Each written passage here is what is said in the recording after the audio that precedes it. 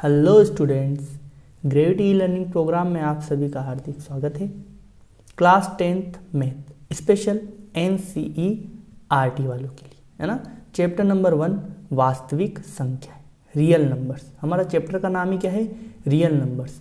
हम वास्तविक संख्याओं की बात करें उससे पहले कुछ नंबर्स को समझते हैं। जैसे कि आपके पास होती है प्राकृत संख्या, जैसे कि आपके पास होती है प्राकृत संख्या, नेचुरल नंबर। तो प्राकृत संख्या हम लोग किसको कहते हैं? प्राकृत संख्या। इसको हम लोग n से प्रदर्शित करते हैं। ये आपके पास होती है 1 2 3 4 डैश अनंत की ओर।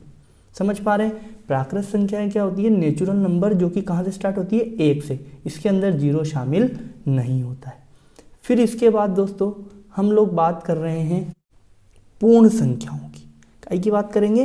पूर्ण संख्याओं की। तो दोस्तों पूर्ण संख्या क्या होती है? Whole number. पूर्ण संख्याएं जो होती है दोस्तों हमारी, उसके अंदर हमारा प्राकृत संख्या में यदि जीरो को शामिल कर दिया जाए तो वो क्या कहलाती है? आपकी पूर्ण संख्याएं कहलाती है। अर्थात जीरो से लेकर यदि हम अनंत की ओर जाएं तो ये हमारी कौन सी संख्याएं होंगी? पूर्ण संख्याएं होंगी। ठीक है दोस्तों। फिर इसके बाद हम लोग बात करें पूर्णांक की। काय की बात करें? पूर्णांक की बात करें तो दोस्तों पूर्णांक जो होता है ये 0 1 2 3 4। अब यदि इसको अपन इधर भी ले जाएं -1 -2 -3 डॉट। यदि माइनस अनंत से लेकर प्लस अनंत जिसमें जीरो भी शामिल हो, क्या कहलाती है? संख्याएं पूर्णांक कहलाती है। इसका अर्थ ये है 1 2, मतलब कि 1 और 2 के बीच की संख्याएं प्राकृत संख्या नहीं कहलाएगी। डायरेक्ट 1 कहलाएगी, 2 कहलाएगी, 3 कहलाएगी, 4 कहलाएगी। यहाँ पर भी 0 1 2, यहाँ पर भी 1 2 3। ये संख्याएं क्या कहलाती है? पूर्णांक। ये पूर्ण संख्या है, ये प्राकृत संख्या है। दोस्तों आपको तीन चीजें बहुत अच्छे से समझ आई होगी, प्राकृत संख्याएं, पूर्ण संख्याएं और पूर्णांक। क्लियर है? अब हम बात करेंगे परिमेय संख्याओं के बारे में। किसके बारे में बात करेंगे दोस्तों? परिमेय संख्या। लेकिन हम परिमेय संख्या समझे उससे पहले आपको क्वेश्चन में कभी कभी देखने को मिलेगा धनात्मक पूर्णांक। धनात्मक पूर्णांक। तो धनात्मक पूर्णांक क्या होगा? इस पूर्णांक में केवल ये धनात्मक वाले मान ले लें तो ये क्या कहलाएगा? धनात्मक पूर्णांक। अर्थात 1 2 3 4 अनंत। इसका अर्थ ये है जो प्राकृत संख्याएं जो होती है वही क्या कहलाता है? आपका धनात्मक पूर्णांक कहलाता है। जो प्राकृत संख्याएं होती है वही क्या कहलाता है? धनात्मक पूर्णांक कहलाता है। क्लियर है? अब हम बहुत ही अच्छे से और बहुत ही इत्मीनान से समझने वाले हैं कि हमारी परिमेय संख्याएं क्या होती है। ठीक है दोस्तों, तो देखेंगे हम परिमेय संख्याएं।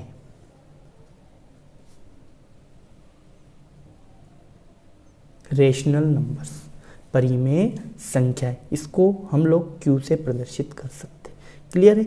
इज इक्वल टू हम बात करेंगे परिमेय संख्या क्या होगी? भिन्न के रूप में। जैसे अपन ने बोला था 1 और 2 के बीच में धनात्मक पूर्णांक में नहीं होगा, इसका अर्थ 1/2 धनात्मक पूर्णांक में नहीं होगा, लेकिन परिमेय संख्या में होगा। अर्थात वे संख्याएं जिनको P/Q के रूप में लिखा जा सके। ये P/Q कोई बहुत बड़ी चीज नहीं लिख दी मैंने। ये P/Q मतलब भिन्न के रूप में, मतलब 2/3 के रूप में, है ना, 5/7 के रूप में। जैसे 1 भी लिखा हुआ है तो 1 के बटे में 1 लगा सकते हैं। तो ये भी क्या कहलाएगी? आपकी परिमेय संख्या कहलाएगी। अर्थात वे संख्याएं जिनको P/Q के रूप में लिखा जा सकता हो क्या कहलाती है? परिमेय संख्याएं कहलाती है। अर्थात एक कंडीशन लगती है यहाँ पर कि यहाँ Q कभी भी 0 नहीं होना चाहिए, क्योंकि Q का मान 0 आ गया तो नीचे 0 आने से संख्या क्या हो जाएगी? अनंत। और अनंत हमारी परिमेय संख्या नहीं होती है। क्लियर है दोस्तों? परिमेय संख्या की डेफिनेशन क्या हुई? एक बार बोलना मेरे साथ आप लोग कि वे संख्याएं जिनको P/Q के रूप में लिखा जा सकता है क्या कहलाती हैं? परिमेय संख्याएं कहलाती है। लेकिन इसके अंतर्गत Q कभी भी 0 नहीं होना चाहिए। Q कभी भी 0 नहीं होना चाहिए। तो बात करते हैं सर अपरिमेय संख्याएं क्या होगी? अपरिमेय संख्याएं, इसको अपन Q' से प्रदर्शित कर देते। तो अपरिमेय संख्या मैं आपको समझाऊं उससे पहले मैं आपको समझाना चाहूंगा वास्तविक संख्याएं। आपके जो चैप्टर का नाम है वही वास्तविक संख्या, रियल नंबर, इसको अपन कैसे प्रदर्शित करते हैं, आर से प्रदर्शित करते हैं। अर्थात आपकी जो वास्तविक संख्या होती है दुनिया के जितने भी नंबर, सीधी सी आपको डेफिनेशन दूं वास्तविक संख्या की, तो दुनिया के जितने भी नंबर, दुनिया के जितने भी नंबर सर जीरो से लेकर माइनस अनंत तक, जिसमें अनंत को भी शामिल कर लें, जीरो से लेकर प्लस अनंत तक, जिसमें अनंत को भी शामिल कर लें। अर्थात कि सर वो तो हमारा पूर्णांक था, लेकिन पूर्णांक के अंदर आपने देखा था दोस्तों कि इसके बीच की संख्या 1/2, 0.2, 2.3 है ना, इस प्रकार को हम काउंट नहीं कर रहे थे, लेकिन उसको यहाँ पर काउंट कर सकते हैं। आप जोन सी आपके दिमाग में जोन सा नंबर आए, पाई आए ना, 3.14 आए, 22/7 है, कुछ भी आए, सभी का के अंदर आता है, वास्तविक संख्या में आता है। तो आप लोग लिख सकते हो सभी संख्याएं,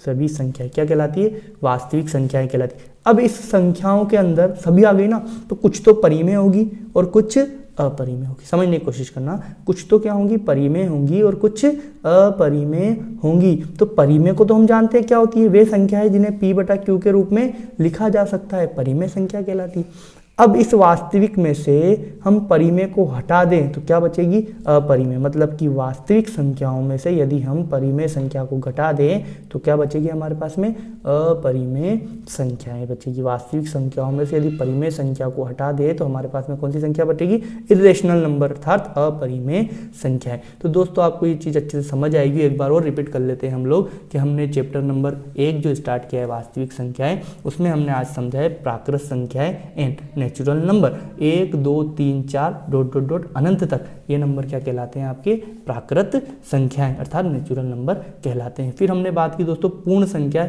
होल नंबर, इसको आप लोग W से भी प्रदर्शित कर सकते हैं, है ना, इसको आप लोग कैसे प्रदर्शित कर सकते हैं, W से भी प्रदर्शित कर सकते हैं होल नंबर। तो इसके अंदर जीरो और काउंट हो जाएगा, जीरो से लेकर अनंत तक धनात्मक की साइड, तो ये क्या कहलाएगी, आपकी पूर्ण संख्याएं कहलाएंगी। बात करते हैं दोस्तों पूर्णांक की, तो माइनस अनंत से लेकर जीरो शामिल करते हुए प्लस अनंत तक की जो संख्याएं हैं वो क्या कहलाती है, पूर्णांक कहलाती है। कभी कभी धनात्मक पूर्णांक की बात कर ली जाए तो ये जो प्राकृत संख्याएं होती है यही क्या कहलाते हैं, आपके धनात्मक पूर्णांक भी कहलाते हैं। बात करें परिमेय संख्याओं की तो डेफिनेशन बहुत ही आसान दी है मैंने आपको परिमेय संख्याओं की, कि वे संख्याएं जिनको p/q के रूप में लिखा जा सकता है क्या कहलाती है, परिमेय संख्याएं कहलाती है। लेकिन एक कंडीशन लगती है यहाँ पर, q का मान कभी भी जीरो नहीं होना चाहिए। बात कर लें अपन अपरिमेय संख्याएं, तो यदि वास्तविक संख्या, दुनिया की सभी संख्याएं वास्तविक संख्या और उसमें यदि परिमेय को निकाल दे तो बची हुई क्या रहेगी, आपकी अपरिमेय संख्याएं रहेगी, अर्थात q' बराबर r - q। तो इस प्रकार से हमने संख्याओं को समझा। इस वीडियो को यहीं तक रखते हैं। इसके बाद दोस्तों हम क्वेश्चन स्टार्ट करेंगे, उदाहरण करेंगे, जिसके माध्यम से आपको चैप्टर और ही अच्छे से समझ में आएगा और आपकी रुचि बढ़ेगी। आज के लिए इतना काफ़ी है, धन्यवाद।